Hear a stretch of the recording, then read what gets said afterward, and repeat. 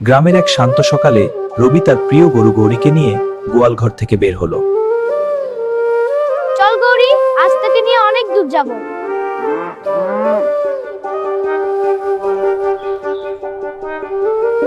এত টাকা! এই টাকা থাকলে কত কিছু কিনতে পারবো।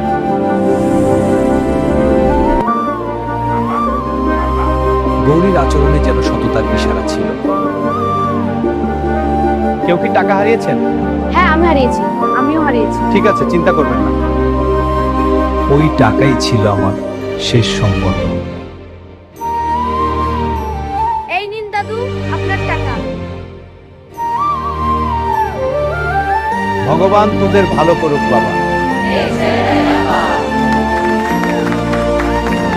লোভ মানুষকে ছোট করে আর সততা মানুষকে মহান বানায়।